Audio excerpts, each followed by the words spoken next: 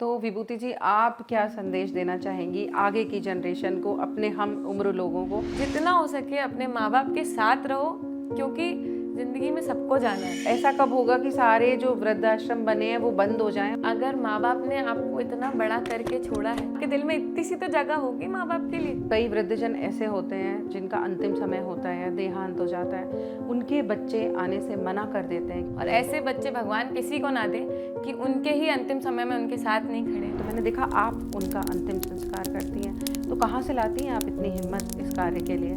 मेरे अंदर एक पार है जो मैं कर सकती हूँ, मुझे बिल्कुल डर नहीं लगता। स्त्रियों को तो मना करते हैं कि आपको शमशान में नहीं जाना है। तो ये सारी चीज़ें मिथ हैं। जिनके बेटे नहीं होते होंगे तो बेटियां तो करती हैं। उसके बाद जो आपके अंदर फीलिंग्स आती होगी, या शायद कभी अवसाद से आप गिरती होंगी, तो उससे आप कैसे बाहर निकलती हैं? अगर आपका दिल का रिश्ता है तो आप प्रेम में तो कुछ भी कर जाते हैं ना। हम किसी के साथ भी रहते हैं तो हमें प्रेम हो जाता है। आप तो बचपन से उन लोगों के साथ रह रही हैं। मुझे वो कार्य मिला है कि मुझे उस चीज़ को पूर्ण रूप से गोल घुमा के ख़त्म करना है। खुशी खुशी लोग अपने ही घरों में रहे, उन्हें ज़रूरत ही ना पड़े वृद्धाश्रम में जाने की। तो वृद्धाश्रम उनके लिए होना चाहिए जिनके बच्चे बाहर हैं। कभी बच्चों को भी ये सोचना चाहिए कि हमारे माँ बाप क्या चाहते हैं। आजकल के बच्चों को पता नहीं क्यों अपने माँ बाप से वो कम्युनिकेशन बैठते ही नहीं है कि वो अपने माता पिता की रिस्पेक्ट करें, उनके साथ रहे। यही रीज़न होता है। तो वो भी ये सोचते हैं कि हमारे बच्चे शायद हमको पसंद नहीं कर रहे हैं। नमस्कार, स्वागत है आपका रियल टॉक विद रीता में। आजकल हम अपनी ज़िंदगी में इतना व्यस्त हो गए हैं कि हमारे आसपास क्या हो रहा है, लोग कैसे अपना जीवन जी रहे हैं या अपने जीवन में किन परेशानियों का सामना कर रहे हैं, हम इन सब पे ध्यान ही नहीं देते हैं। हम सिर्फ अपनी ज़िंदगी में मगन हैं, हमारा घर, हमारा परिवार। पर ऐसा नहीं है, क्योंकि हम अपनी ज़िंदगी में भी देखते हैं कि हम अपने बच्चों को पैदा करते हैं, उनकी पढ़ाई लिखाई करवाते हैं, अपने से अच्छा जीवन हम अपने बच्चों को देने की कोशिश करते हैं। पर अंत में क्या होता है, जब वो बच्चे बड़े हो जाते हैं तो वही बच्चे अपने माँ बाप को एक वृद्ध आश्रम में छोड़ देते हैं, क्योंकि वो उनके साथ नहीं रहना चाहते हैं। और हद तो तब हो जाती है जब वही वृद्धजन, उनका देहांत हो जाए, बीमार हो जाएं और चाहते हैं कि एक आखिरी बार अपने बच्चों से मिल लें, तो भी वो बच्चे आने से इनकार कर देते हैं। और यही हमारी ज़िंदगी की सबसे बड़ी सच्चाई है। पर हम सब तो मोह माया में उलझे हुए हैं और अपना जीवन ही जी रहे हैं। हमें चारों तरफ अपने देखना चाहिए। ऐसे बहुत से लोग हैं जो उन बच्चों की कमी को पूरा करते हैं, उनके वृद्धजनों को, उनके माँ बाप को अपने घर के सदस्यों की तरह अपने साथ रखते हैं। और ऐसा ही है एक आश्रम, अपना घर, जिसकी संचालिका हैं माधुरी मिश्रा जी। और आज हमने उनकी ही बेटी विभूति मिश्रा जी, जो बराबर से एक सहपाठी की तरह, एक सहभागी की तरह उनका हाथ उस आश्रम में बटाती हैं और बहुत सारे ऐसे काम कर रही हैं जो उनकी उम्र के बच्चे आज नहीं करना चाहते हैं। तो आइए स्वागत करते हैं विभूति मिश्रा जी का। कैसी हैं मैम आप? एकदम बढ़िया मैम। मुझे सबसे पहले ये बताइए कि आपको देख के ऐसा लगता है कि आप तो बहुत छोटी उम्र की एक नाजुक सी लड़की हैं, पर जो काम आप कर रही हैं वो आपके मन में करने की इच्छा कैसे जागृत हुई, और आपने कैसे सोचा कि भाई मैं अपना जीवन ना जी के, जो कहते हैं जवानी के दिन सबसे अच्छे होते हैं, वो ना एंजॉय करके मैं वृद्धजनों की सेवा करूं, मैं उनके लिए अपना जीवन समर्पित करूं, ये आपको मन में ख्याल कैसे आया? मैम, पहली बात तो मेरा जन्म ही वो दादा दादियों के बीच में हुआ है, तो मैं अपने आप को बहुत ज़्यादा भाग्यशाली समझती हूँ, क्योंकि मुझे 1 नहीं, 2 नहीं, 4 नहीं, 24 दादा दादी मिले हैं और उनका आशीर्वाद और प्यार हमेशा मुझे ऐसे ही मिलता रहा है। और रही बात कि कैसे इस चीज़ों को लेके मैं वो मोटिवेट होती हूँ, बस इसीलिए होती हूँ क्योंकि मैंने हमेशा से अपनी माँ को सेवा कार्य करते हुए देखा है और दूसरों के प्रति प्यार करते हुए देखा है। तो आप जो सीखते हो आप वही करते हो। तो मैं अपने आप को अगेन बहुत ज़्यादा सौभाग्यशाली समझती हूँ कि मुझे ये सारी चीज़ें करने को मिलती हैं। पर विभूति जी, ऐसा ज़रूरी नहीं होता। आपने जैसे बोला कि जो हम देखते हैं वही सीखते हैं। बहुत हर माँ बाप यही चाहते हैं, माता पिता, कि हमारे बच्चे अच्छे गुण सीखें, हमारे अच्छे संस्कार उनमें आएँ। फिर भी बच्चे ही छोड़कर जाते हैं अपने माता पिता को वृद्धाश्रम में, ऐसा क्यों? सबसे पहली बात तो मैं अपनी तरफ से ये कहना चाहूँगी कि बहुत सारे लोग कहते हैं कि माता पिता जो संस्कार देते हैं वो बच्चे सीखते हैं। जी। मुझे ये बहुत गलत लगता है। 30% माता पिता देते हैं, 70% बच्चे खुद सीखते हैं, क्योंकि 30% बच्चों को बड़ा करने तक का उनका काम रहता है। उसके बाद आप बाहर जाके स्कूल में पढ़ रहे हैं या कॉलेज में पढ़ रहे हैं या बाहर नौकरी कर रहे हैं, उनको नहीं पता। आप जैसा उनको फ़ोन पे बोलेंगे वो आपकी चिंता बराबर करते हैं, पर आप जैसा आप उन्हें फ़ोन पे बोलेंगे वो आपको वैसे ही समझेंगे, और वो आपके माँ बाप हैं। बट आप जो संगति लेते हैं आप वही संगति को ऑप्ट करते हैं। तो मैं यही कहूँगी कि आप हमेशा से माँ बाप और अपने बुजुर्गों का आशीर्वाद लेके चलेंगे तो निश्चित रूप से आप बहुत आगे जाएंगे। जी, बिल्कुल, मैं आपकी बात से सहमत हूँ। पर ये आज हमारे समाज में जो बदलाव आ रहा है, जो हमारी यंग जनरेशन है, जो हमारे आगे के बच्चे हैं, वो इस चीज़ को समझ क्यों नहीं पा रहे हैं? ऐसी कौन-सी चीज़ है कि जो माँ-बाप अपने बच्चों को पैदा कर रहे हैं, अपने से ज़्यादा बढ़ के उनको खुशियाँ देने की कोशिश कर रहे हैं, उनकी परवरिश में अपना पूरा जीवन लगा दे रहे हैं। एक उम्र के बाद जब वही बच्चे अपने पैरों पे खड़े हो जाते हैं, तो वो क्या चाहते हैं कि नहीं, अब हम इनके साथ नहीं रह सकते, क्योंकि इनकी वजह से हमारी जीवन की आज़ादी छिन रही है या कम हो रही है। तो ये मानसिकता क्यों बन रही है बच्चों की?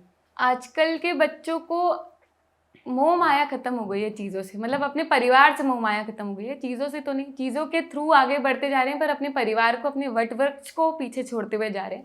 और मैं बस एक ही चीज़ कहूँगी कि वो जब 6-7 बच्चे और एक माँ बाप हुआ करते थे और वो पूरे परिवार को चलाते थे, आज वो 6-7 बच्चे अपने एक माँ बाप को नहीं पाल पाते, या सॉरी, पालना वर्ड तो बहुत ख़राब बोलूँगी, संभाल नहीं पाते या उनके साथ नहीं रह पाते। तो ये बहुत ही बुरी चीज़ है। कहाँ जा रही है अपनी धरा और अपनी संस्कार, ये आपको समझ ही आता होगा कि कैसे जा रहे हैं हम। तो इसमें मतलब कमी किसकी होती है? माँ-बाप की तो मैं नहीं मानूँगी, और बच्चों को भी माँ-बाप, आप जैसे बोल रहे हैं, मैं भी इस बात से सहमत हूँ कि संस्कार तो बुरे नहीं दिए जा रहे हैं। तो फिर कमी कहाँ रह कभी कभी जाती है? मैम जनरेशन गैप बहुत ज़्यादा आ जाता है तो कम्युनिकेशन बैठने में बहुत दिक्कत आती है। जैसे कि अगर माँ बाप और बच्चों के बीच में 8-10 साल का गैप है और अभी की जनरेशन जैसी है और पीछे का जो हमारे माँ बाप की उम्र है, हम वो दोनों कम्युनिकेट नहीं कर पाते। तो इस वजह से लड़ाइयाँ बहुत होती हैं, डिस्टेंस बहुत आता है। इन सब चीज़ों में कभी कभी माँ बाप भी चीज़ों को नहीं समझ पाते और बच्चे भी नहीं। हमेशा बच्चों का दोष या हमेशा माँ बाप का दोष नहीं होता है, ताली दोनों हाथ से बजती है। बट ये है कि इक्वली बच्चों को भी समझना चाहिए कि अगर हम बचपन में थे तो हमारे माँ बाप ने हमको किस तरीके से पाला होगा, इतना बड़ा करा, हम भी तो कुछ बचपन में ऐसी हरकतें करते होंगे, क्योंकि बूढ़े और बच्चे एक बराबर हो जाते हैं। बिल्कुल। तो अगर माँ बाप ऐसी बातें कर रहे हैं तो हमको उन सब चीज़ों को आगे लेते हुए आगे बढ़ना चाहिए। तो बस यही चीज़ों के चक्कर में बहुत ज़्यादा जनरेशन गैप और बहुत सारा डिस्टेंस पेरेंट्स और बच्चों में आ जाता है। तो बदलाव किस में लाना चाहिए? पेरेंट्स को अपनी सोच में बदलाव लाना चाहिए या बच्चों में बदलाव आना चाहिए? बदलाव तो देखिए चीज़ों में आना चाहिए, खुद को सोचना चाहिए पॉजिटिव और माँ बाप को भी सोचना चाहिए पॉजिटिव। बच्चों को ये सोचना चाहिए कि माँ बाप ठीक है, हमारे साथ भी पास्ट में ऐसी चीज़ें हुई हैं तो हमको भी उनके साथ ऐसे ही चलना चाहिए। उनको कुछ नहीं चाहिए होता है, चाहे वो माँ बाप हो चाहे वो हमारे दादा दादी हों, उनको बस इस एज में प्यार चाहिए होता है और उनसे 2 शब्द की बातें चाहिए होती हैं। आज मैं भी वो दादा दादी के बीच में रहती हूँ तो मुझे दिखता है, उनको सिर्फ प्रेम के 2 शब्द चाहिए, उनके साथ बैठ जाइए, आप बात कर लीजिए और कुछ नहीं चाहिए। तो माँ बाप भी बस ये चाहते हैं कि आपकी ज़िंदगी कैसी चल रही है, क्या चल रही है, कोई कष्ट तो नहीं है, क्योंकि उन्होंने आपको इतना बड़ा किया है तो उनका फ़र्ज़ बनता है आपसे पूछने का और आपका भी फ़र्ज़ बनता है उनको सारी चीज़ें बताने का। बिल्कुल सही बात है। 2 मीठे बोल ही चाहिए उनको, और कुछ ऐसा नहीं चाहिए बिल्कुल जो सही बात। जिसके लिए आपको बहुत ज़्यादा एफ़र्ट डालने पड़े। विभूति जी, जैसे आप अपनी माताजी के साथ, श्रीमती माधुरी मिश्रा जी के साथ उस आश्रम में रहती हैं अपना घर में। तो अपना घर में मैंने देखा आप लोग भी उन लोगों के जैसे ही रहते हैं, ऐसा कुछ नहीं है कि आप लोग अलग से रहते हैं। जी। तो आपने बचपन से ये सब कुछ देखा है। तो आपको अलग नहीं लगता था कुछ कि बाकी लोग जो रह रहे हैं वो उनकी लाइफ़ अलग है और मेरा एक जीवन अलग चल रहा है? बिल्कुल भी नहीं लगता। और पहली चीज़ तो मैं ये बोलूँगी कि अपना घर जैसा नाम है वैसे ही वहाँ पे एटमॉस्फेयर है। और मुझे इनफैक्ट हमेशा से, अगर मैं कहीं बाहर गई हूँ या मैंने कभी पढ़ाई के लिए बाहर चूज़ किया है अपने आप को थोड़े टाइम के लिए, तो मुझे बहुत इनकम्प्लीट लगता था, क्योंकि मुझे हमेशा से उनके बीच में रहने की आदत रही है। मुझे इतनी परमिशन कभी अपने माता पिता से नहीं लेनी पड़ी जितनी मुझे वहाँ दादा दादी से लेनी पड़ती है। अच्छा। अगर मेरे को कहीं जाना होता है तो मुझे पहले इनको इन्फॉर्म करना होता है कि मैं यहाँ जा रही हूँ, मैं इतने बजे आऊँगी। और कई ऐसे दादा दादी हैं जिन्होंने मुझे बचपन में स्कूल से लेके कॉलेज तक भेजा है लंच बना के, और उनका इतना प्यार है तो मैं कैसे उनको छोड़ सकती हूँ। तो मैं सच में बहुत, मैं आपको इस बार बार कहूँगी कि मैं अपने आप को भाग्यशाली बहुत ज़्यादा समझती हूँ कि मुझे ये सारी चीज़ें मिली और मैं खुशी खुशी उनके बीच में रहती हूँ। कभी आपका मन ऐसा नहीं होता कि जैसे बाकी लोग रह रहे हैं, बाकी लोग बाहर अपनी लाइफ एंजॉय कर रहे हैं, या आजकल नाइट लाइफ का बहुत ज़्यादा कल्चर है, वो लोग एंजॉय करें तो मैं भी वैसे जाऊँ, मैं क्यों इन सब चीज़ों में पढूँ? मुझे भी अपनी ज़िंदगी एक नॉर्मल बोलेंगे, अब आपकी अभी भी नॉर्मल है, पर अगर जैसे और लड़के लड़कियाँ अपना जीवन व्यतीत कर रहे हैं वैसे मैं भी करूँ। मन तो बिल्कुल भी नहीं होता, पर हाँ, मुझे रोकेंगे भी कभी नहीं। मुझे पता है अगर मेरा मन होगा तो मेरे साथ भी जाएंगे और मेरे एंजॉयमेंट के लिए वो खुद भी इंजॉय करेंगे, क्योंकि अगर मैं उनको बोलूँगी कि मुझे पार्टी में जाना है तो वो क्यों नहीं जाएंगे। और साथ में मैं उनकी बहुत ज़्यादा पार्टी कर लेती हूँ। इनफैक्ट इच्छाएं नहीं होती, क्योंकि वो एटमॉस्फेयर ही इतना अच्छा है कि एकदम शांत मन, उनके साथ मस्ती करना, प्यार भली बातें करना, वही मेरी क्लबिंग और वही मेरी पार्टी और वही मेरा सब कुछ हो जाता है।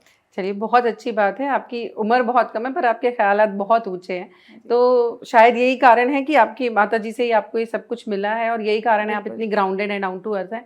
इतने सारे लोग वहाँ पे रहते हैं, इतने सारे, मैं काफ़ी बार गई हूँ अपना घर, तो मैंने देखा है बहुत सारे बुज़ुर्ग लोग वहाँ पे रहते हैं। पर जब हम एक एज में आ जाते हैं तो मैंने देखा लोगों में एक झुंझलाहट भी आ जाती है। आप तो इतने लोगों के साथ रहती हैं, आपने देखा ही होगा। तो आप उससे कैसे डील करती हैं फिर? अगर कोई ऐसे कभी कोई दादी जी या दादाजी गुस्सा हो गए तो आप कैसे उनको मनाती हैं फिर? देखिए, हमारा आश्रम तो है ही और साथ में बिग बॉस का घर भी है।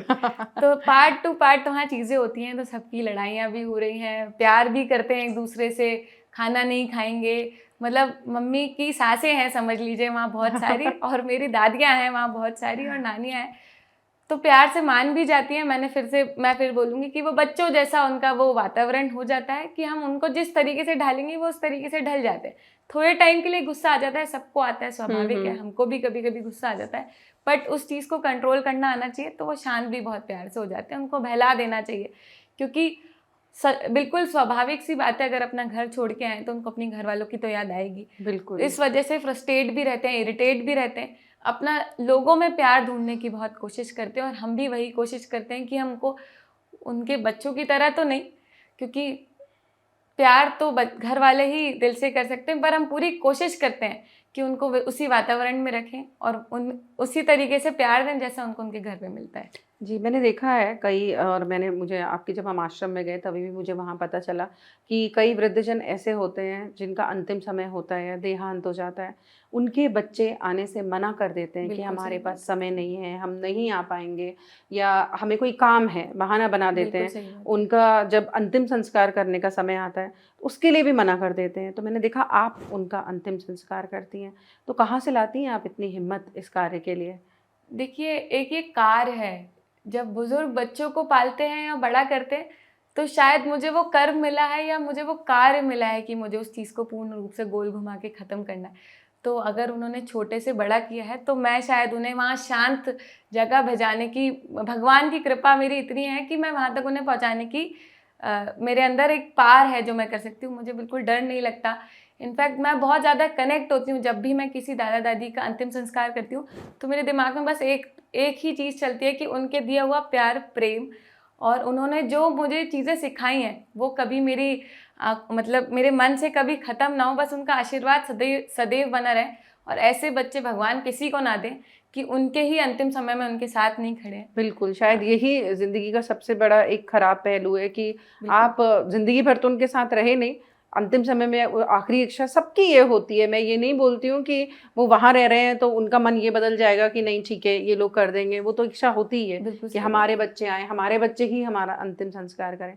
पर जैसे कि मैं जहाँ तक जानती हूँ कि स्त्रियों को तो मना करते हैं कि आपको शमशान में नहीं जाना है, और एक किसी का अंतिम संस्कार करने के लिए हिम्मत भी चाहिए, और एक ये बहुत दुःख का कार्य है।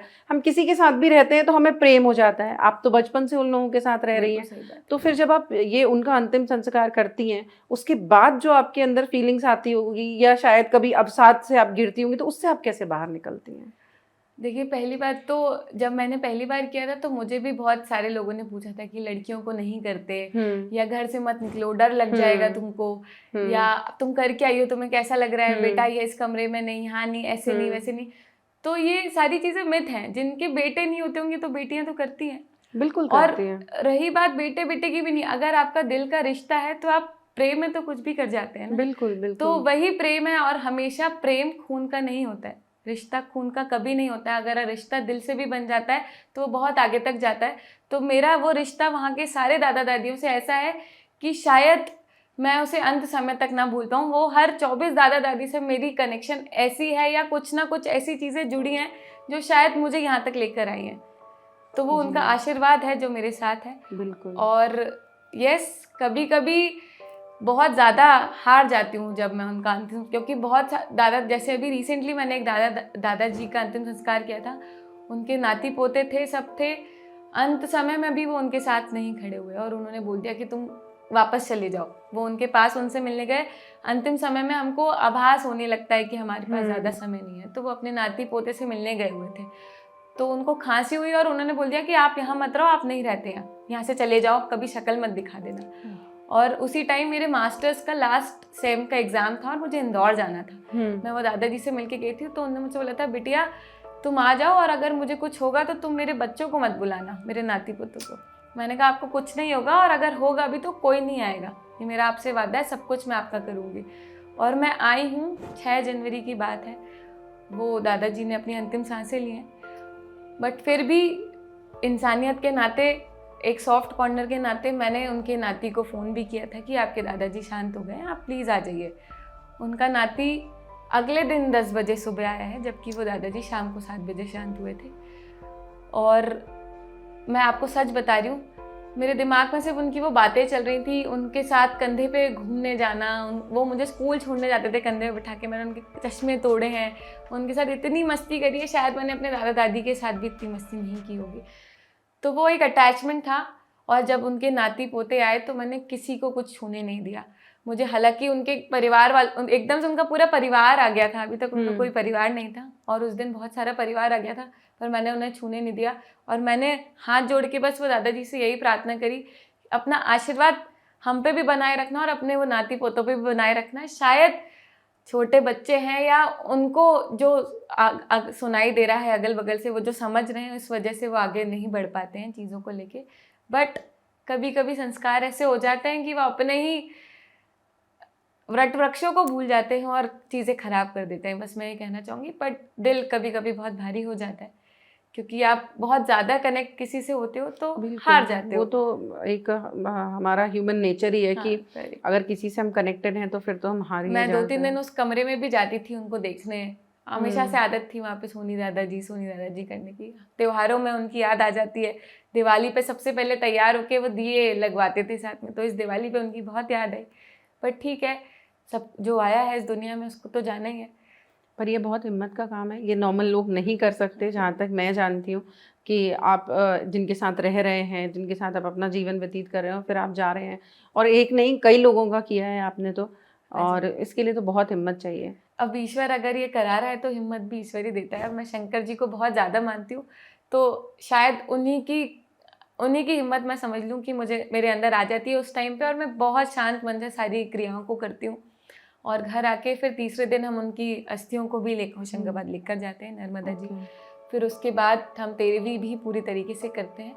सारी चीज़ों को पूर्ण रूप से हम ख़त्म करते हैं, क्योंकि वो हमारे परिवार का हिस्सा बन चुके थे। बिल्कुल सही। और अग्नि संस्कार करने के बाद मैं ये नहीं सोचती कि अग्नि दे दिया और चीज़ें ख़त्म हो गई, नहीं। वो मेरे दादाजी थे और मैं उनको उसी की तरह विदा करूँगी जिस तरीके से उनने मुझे प्यार दिया है इतने सालों में।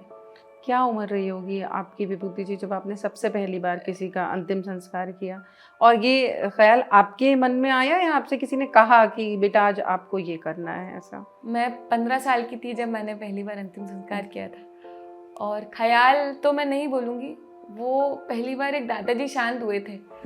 और मैंने जैसा अभी बताया कि वहाँ पे हर एक दादा दादी से इतना कनेक्शन है कि सबसे कुछ ना कुछ यादें या कुछ ना कुछ बातें ऐसी हो जाती हैं जो दिल को छू जाती हैं।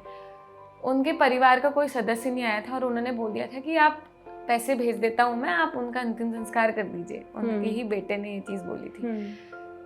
तो शायद मैं बच्ची थी या जो भी थी, आप समझ लीजिए, पर मेरे अंदर ये था कि अगर सब कर सकते हैं तो मैं क्यों नहीं। मैं सिर्फ साथ गई थी अपने पिताजी और अपने मामा के साथ। मैं सिर्फ साथ गई थी कि मुझे आप साथ लेकर चलिए, मेरे को नहीं डर लगेगा। और मैं उनके साथ गई, और मैं जब वहाँ खड़ी हुई तो बस मेरे मुंह से ये निकला था कि मुझे करना है इनका अंतिम संस्कार, मेरे को ये सारी अंत्येष्टि करने दीजिए प्लीज़। तो उन्होंने करने दी, साथ में मेरे मामा जी, मेरे पिताजी, सब ने सहयोग दिया, और मैंने पहली बार किया।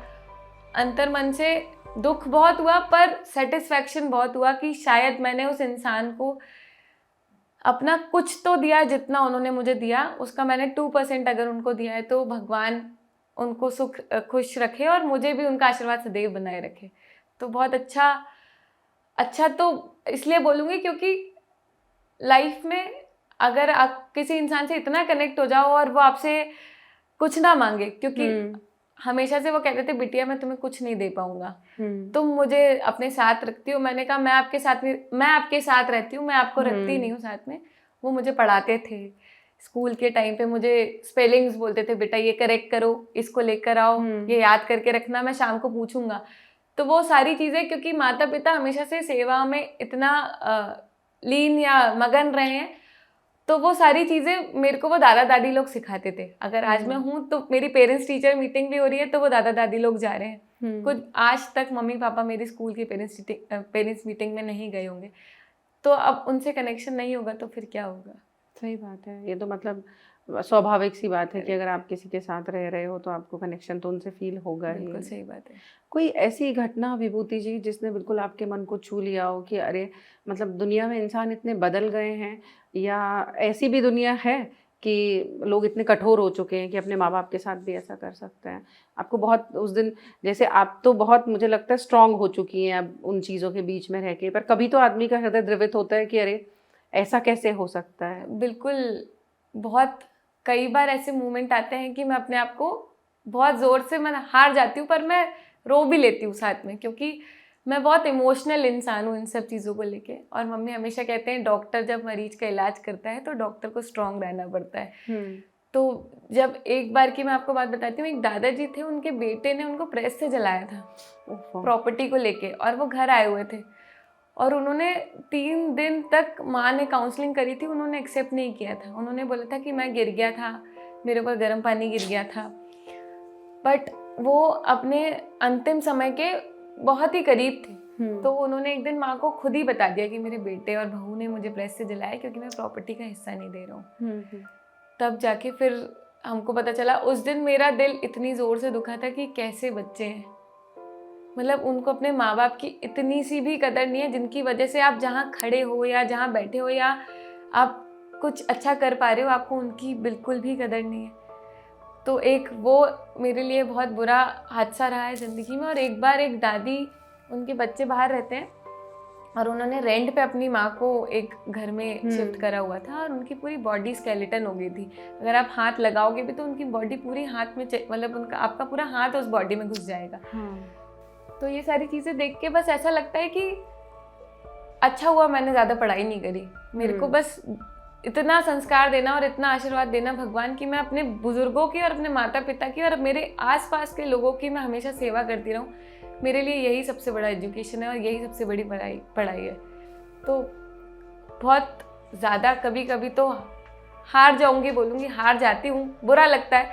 कभी कभी ऐसा लगता है कि माँ आप करो, मैं आपके पीछे खड़ी हूँ, क्योंकि माँ ने बहुत ज़्यादा करा है और मेरी हिम्मत सच बताऊं तो उन्हीं से आती है। बिल्कुल, उनको देख के तो बहुत सारे लोगों को हिम्मत आती है। बिल्कुल सही सब चीज़ों के बारे में कभी ऐसा हुआ है विभूति जी कि आपके आश्रम में कोई पहले बच्चे अपने पेरेंट्स को छोड़ गए हो, माता पिता को, और फिर उन्हें शायद अपनी गलती का एहसास हुआ हो और फिर वो उन्हें लेने बिल्कुल बहुत बार ऐसा हुआ है कि हम पहले काउंसलिंग करने की बहुत कोशिश करते हैं और अतिथि सदस्य का हमारे यहाँ कॉन्सेप्ट रहता है कि अगर 15-20 दिन के लिए उनको कहीं जाना है तो वो अपने माता पिता को यहाँ छोड़ के जा सकते हैं। और दूसरी चीज़, कई बार तो ये भी होता है अपना पड़ोसी बोल के चले जाते हैं और वापस ही नहीं आते, या ऐसा बोल के चले जाते हैं कि हम 10 मिनट या 10 दिन में वापस आएंगे, पर वो 10 दिन में वापस नहीं आते, वो 10 दिन वापस उनके आते ही नहीं है।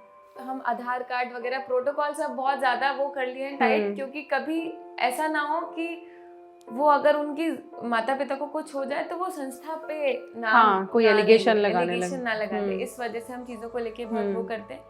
और हाँ, कई बार ऐसा भी होता है कि उनको रिग्रेट होता है या फील होता है कि अपने माँ बाप से हम दूर हैं, तो वो लेने भी आ जाते हैं थोड़े टाइम बाद। एक बार तो एक स्कूल से एक बच्ची आई हुई थी, उसके दादाजी यहाँ पे थे और उनके माँ बाप ने बोला था कि बेटा आपके दादाजी तो कहीं बाहर रहते हैं, और वो अपने दादाजी को पहचान गई थी और वो बहुत रोई।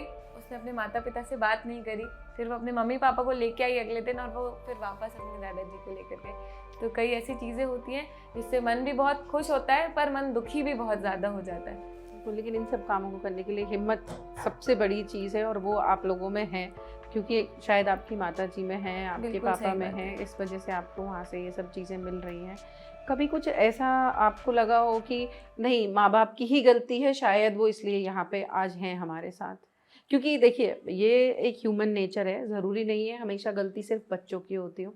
कभी कभी शायद कभी पेरेंट्स भी गलत हो सकते हैं, बिल्कुल सही शायद 100 में से एक केस ऐसा भी आपके पास आया हो बिल्कुल कभी। सही बात। मेरे को मैम ऐसा लगता है कि इस एज में बुजुर्गों की या अपने माँ बाप की गलती सिर्फ एक ही जगह हो सकती है कि वो अपने बच्चों की मेंटालिटी को नहीं समझ पाते या वो कम्युनिकेशन को नहीं समझ पाते, और बच्चे वो कम्युनिकेशन को नहीं समझ पाते जो वो चाहते हैं। तो इस वजह से बहुत चीज़ें खराब होती हैं। बाकी मुझे नहीं लगता, अगर माँ बाप अपने बच्चों का कभी बुरा नहीं सोच सकते। आज की डेट में बच्चे ज़रूर माँ बाप का बुरा सोच सकते हैं, पर माँ बाप कभी बच्चों का बुरा, क्योंकि आपकी ज़िंदगी में सच्चा दोस्त, सच्चा इंसान अगर कोई है तो वो माँ बाप ही है। अगर आपको सही राह पे किसी ने भेजा होगा तो वो आपके माँ बाप ही होंगे। बट ये कई छोटी छोटी चीज़ों की वजह से वो जो कम्युनिकेशन गैप आ जाता है या डिस्टेंस आ जाता है और वो वृद्धाश्रम में छोड़ जाते हैं या उनको उनके हाल पे छोड़ जाते हैं और दोबारा देखते नहीं है। ये चीज़ें बहुत ख़राब होती हैं और मुझे भी बहुत बुरा लगता है। मैं भी बस यही कहना चाहूँगी कि मेरी जनरेशन या मेरी आने वाली जनरेशन अब तो बहुत ज़्यादा ही एक्टिव हो गई है, बट इतना ज़रूर कहूँगी ज़िंदगी में सब कुछ करना, अपने माँ बाप, अपने बुज़ुर्ग और अपने बड़ों की रिस्पेक्ट और आदर हमेशा करना। आप ज़िंदगी में जो चाहोगे आपको खुशी खुशी मिलेगा बस। कभी ऐसा हुआ है कि आप थक गए हो और आपने सोचा हो नहीं अब बस, अब मैं ये नहीं कर पाऊंगी और ये मेरे लिए करना अब बहुत कठिन है और अब तो मुझे नॉर्मली रहना है और मुझे इन सब चीज़ों में नहीं कुछ भी करना है, कभी ऐसा हुआ है आपके साथ? देखिए, मैंने चूज़ नहीं किया है, हम्म। मुझे मिला है और बहुत खुशी खुशी मिला है। सबको विरासत में, मैंने आपको बताया था ना, बिजनेस मिलता है या जो परिवार का जो चीज़ होता है वो मिलती है। मेरे को विरासत में सेवा मिली है और मुझे बहुत खुशी होती है, क्योंकि इसलिए खुशी होती है क्योंकि म्यूचुअली कनेक्शन बहुत ज़्यादा है हम दोनों के, हम लोगों के बीच में। या वो अगर मुझसे उतना ही प्रेम करते हैं जितना मैं करी हूँ या मैं उतना ही प्रेम करती हूँ, तो इसलिए मैं कभी निराश नहीं होती। हार जाती हूँ, दुख होता है तो मैं उन्हीं के बीच में बैठती हूँ, या जीतती हूँ या खुशी होती है तो सबसे पहले उन्हीं के पास जाती हूँ। तो एक अटैचमेंट ऐसा है कि मैं कभी हारूंगी नहीं उनसे।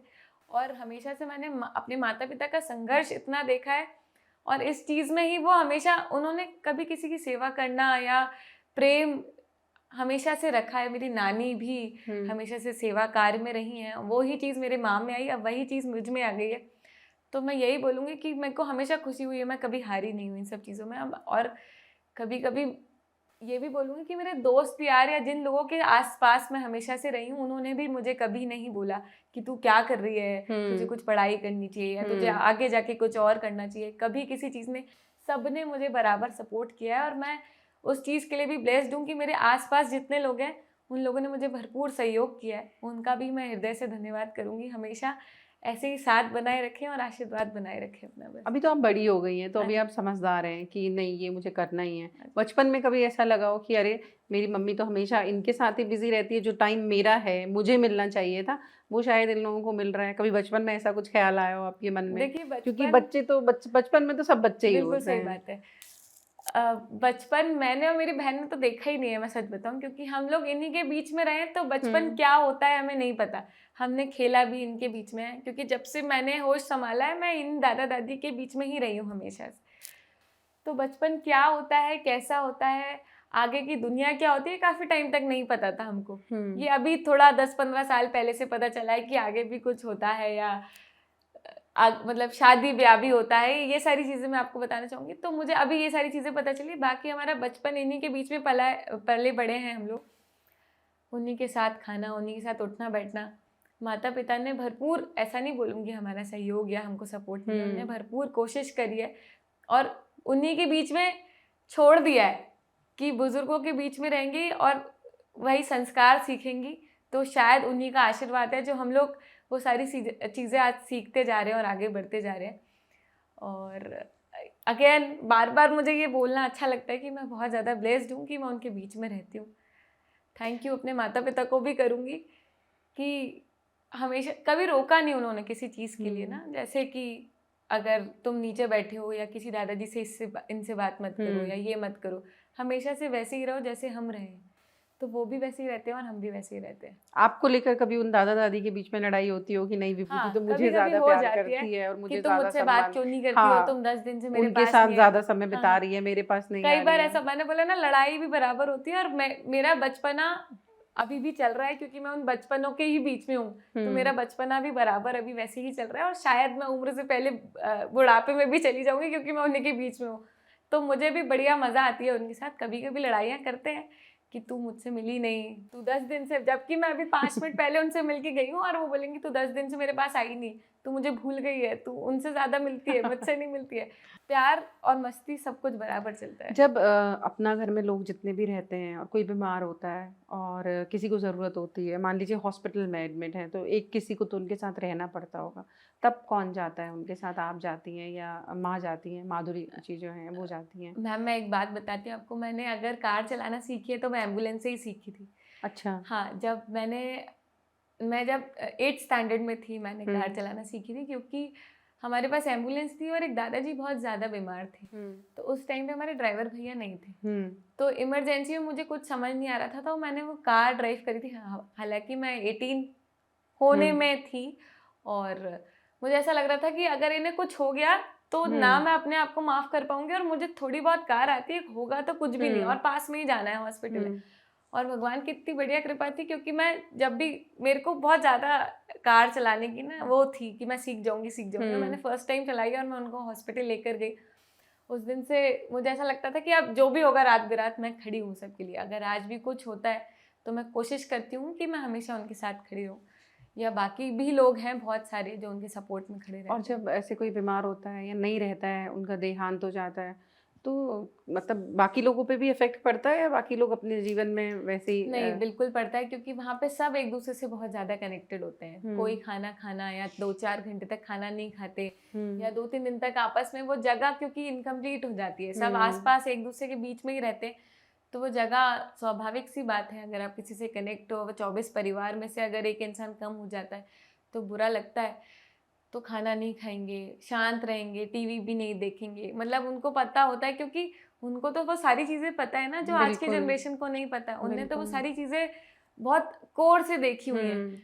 आज की जनरेशन चीज़ें बढ़ाती जा रही है, पर पीछे की चीज़ें छोड़ती जा रही है। और मुझे ऐसा लगता है कि हमारे माता पिता जब तक हैं तब तक वो बच्चे भी वो रिश्तों को संभाल रहे हैं, बिल्कुल। वरना वो रिश्ते भी मुझे नहीं लगता संभलेंगे, क्योंकि अब तो सब कुछ सिर्फ मुझे ऐसा लगता है दिखावे के लिए, आर्टिफिशियल है, रियलिटी कुछ भी नहीं बची है। अगर आप आज के ज़माने में किसी से अच्छे से भी बात करते हो तो लोगों को ये शक होता है भाई इनको कुछ हमसे काम होगा, इसलिए ये हमसे अच्छे से बात कर रहे हैं। पर जो पहले की जनरेशन है, पहले के लोग हैं, आप अगर उनसे 2 शब्द प्यार के बोलते हो तो उनको उस चीज़ का एहसास होता है, वो बदले में आपको कितना ज्ञान देंगे वो आदमी आजकल के लोग समझते ही नहीं है। मैम एक्चुअली डर भी बहुत हो गया है। पहले हमारा बचपन अड़ोस पड़ोसी क्या ही दिन दिन भर रह के खेल रहे हैं, मस्ती कर रहे हैं, ये करते थे, पर आज के डेट में इतना ज्यादा डर है कि आप घर के ही सदस्यों से डरते हैं।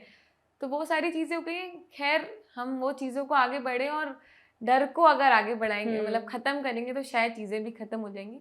और रही बात फैमिली की या अपने मतलब अपने दादा दादियों की, तो मुझे तो ये लगता है अगर आपके घर में एक भी दादा दादी है तो आपको उनकी सेवा, उनका प्यार, उनका आशीर्वाद और उनकी चीज़ों को ऑप्ट करना चाहिए, क्योंकि वो सारी चीज़ें बहुत याद आती हैं।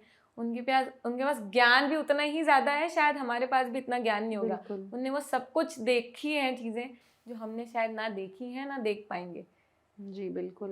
मैंने देखा है आपको बाइक चलाने का भी बहुत शौक है, और आप एक बाइक रैली भी शायद ऑर्गेनाइज करती हैं भोपाल में। तो वो किस चीज़ के लिए होती है, और कैसे ये ख्याल आपके दिमाग में आया कि भाई ऐसा भी कुछ करना चाहिए महिलाओं के लिए, कुछ अलग हटके? अच्छा, महिलाएं बाइकर्स हैं यहाँ पे बहुत सारी, मुझे बहुत टाइम बाद पता चला। जब मैंने खुद बाइक चलाना स्टार्ट करा तब मुझे पता चला है बहुत सारी बाइकर्स हैं। और हमेशा से कहा जाता है कि लड़कियों को बाइक नहीं चलाना चाहिए, लेट नाइट नहीं निकलना चाहिए, ये नहीं करना। अगर लड़कियां खुद बहुत स्ट्रांग और सेफ है ना, तो शायद उनका कोई कुछ नहीं उखाड़ पाएगा, मुझे ये श्योरिटी है। अगर आप खुद उनको वो सारी चीजें करोगे तो आपके साथ होंगी चीजें खराब। ऐसा नहीं बोलूंगी मैं कि हमेशा गलतियां लड़कियों की होती है या लड़कों की होती है, कभी कभी हम भी उनको वो सारी चीजें देते हैं जो वो उनके साथ हादसे होते हैं। एक जो दंगल मूवी का डायलॉग है, हमारी छोरी छोरों से कम है क्या, तो बिल्कुल भी नहीं है। बहुत सारी बाइकर्स हैं और हम सारी लड़कियां निकलते हैं। हमने last year ride for respect नाम से एक राइड निकाली थी, जिसमें सारी भोपाल की बाइकर्स हैं, हम सब ने राइड करी थी और सबको बहुत मजा आई थी। सब बहुत खुशी खुशी उस चीज़ों को एंजॉय किया था। तो हम हर साल अब कोशिश करते हैं दिसंबर में उस राइड को तो सिर्फ निकालने की। बाइक ही क्यों मैम, ऐसे फोर व्हीलर क्यों नहीं, कार क्यों नहीं? क्योंकि मुझे तो साइकिल भी नहीं आती, अगर मुझे पार्टिसिपेट करना हुआ तो फिर तो आप मैं पीछे बैठ के मेरे साथ बिल्कुल राइड पे चल तो सकते हैं, उसमें ऐसे डबल सीटर बिल्कुल अलाउड बिल्कुल होता है, ऐसे अलाउड है, जा बिल्कुल सकते हैं। अलाउड है। अगर आपको नहीं आती है और आपको अगर उस राइड में तो आना ये है, कुछ सोशल कॉज के लिए होता है या ये सिर्फ आप हमने महिलाओं को आगे राइट बढ़ाने के फॉर लिए? रिस्पेक्ट के नाम से किया था। अभी जो केस हुआ था, एक तो जो कॉलेज में और मेडिकल कॉलेज में हुआ था केस, उस चीज़ को ले हमने राइट फॉर रिस्पेक्ट नाम से वो निकाली थी कि लड़कियों को हम क्यों अपलिफ्ट नहीं करते हैं चीज़ों को लेके, क्यों लड़कियों को वो करते हैं और लड़कियों को क्यों वीक समझते हैं। लड़कियां बहुत ज़्यादा स्ट्रांग है पर आप बोलने का मौका नहीं देते।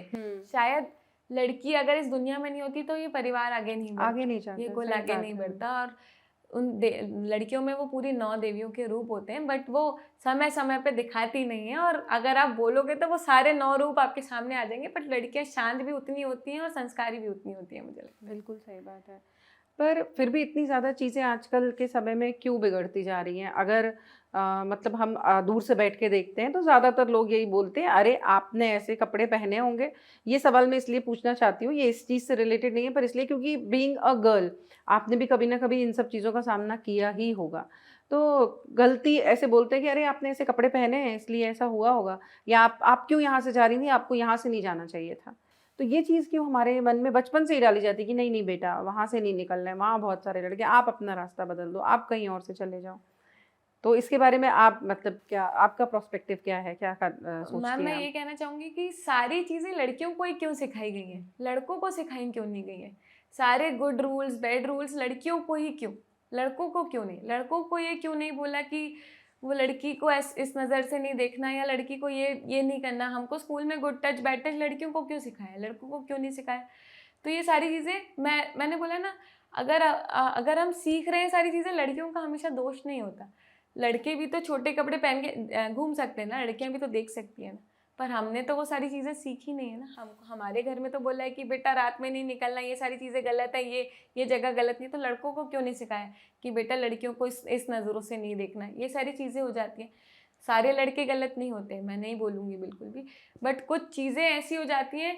और लड़कियां बेचारी, क्या बोलूँ मैं, मतलब लड़के भी बेचारे ही हो गए हैं आजकल, बेचारे ड्रमों में मिल रहे हैं, क्या करूँ। तो ठीक है, बट ये सारी चीज़ें तभी सुधरेंगी जब हम अपने आप को सुधारेंगे, मुझे लगता है। बिल्कुल। तो उसके अकॉर्डिंग चलना चाहिए। तो विभूति जी आप क्या संदेश देना चाहेंगी आगे की जनरेशन को, अपने हम उम्र लोगों को, कि वो अपने माता पिता की रिस्पेक्ट करें, उनके साथ रहें और उनके भी मन को समझें कि वो क्या चाहते हैं, क्योंकि ज़िंदगी माता पिता की तो इसी में निकल जाती है कि बच्चे क्या चाहते हैं। बिल्कुल सही बात है। पर कभी बच्चों को भी ये सोचना चाहिए कि हमारे माँ बाप क्या चाहते हैं। और ऐसा कब होगा कि सारे जो वृद्धाश्रम बने हैं वो बंद हो जाएं और खुशी-खुशी लोग अपने ही घरों में रहें, उन्हें ज़रूरत ही ना पड़े वृद्धाश्रम में जाने बिल्कुल की। सही बात है। मैं भी नहीं चाहती कि वृद्धाश्रम बने, क्योंकि अगर माँ बाप ने आपको इतना बड़ा करके छोड़ा है तो आपकी छोटी सी जगह, आपके दिल में इतनी सी तो जगह होगी माँ बाप के लिए। क्योंकि बिल्कुल। पूरी दिल में तो मैं नहीं सोच सकती कि आज की जनरेशन में होगी, जी। होगी भी। बट आजकल के बच्चों को पता नहीं क्यों अपने माँ बाप से वो कम्युनिकेशन बैठते ही नहीं, फ़ोन चलाने लग जाएंगे या उनके साथ बैठ के टाइम स्पेंड नहीं करेंगे, या कहीं से आ रहे हैं तो अपने रूम में जाके सो जाएंगे। तो ये सारी चीज़ें ना बहुत डिस्टेंस लेकर आ रही हैं।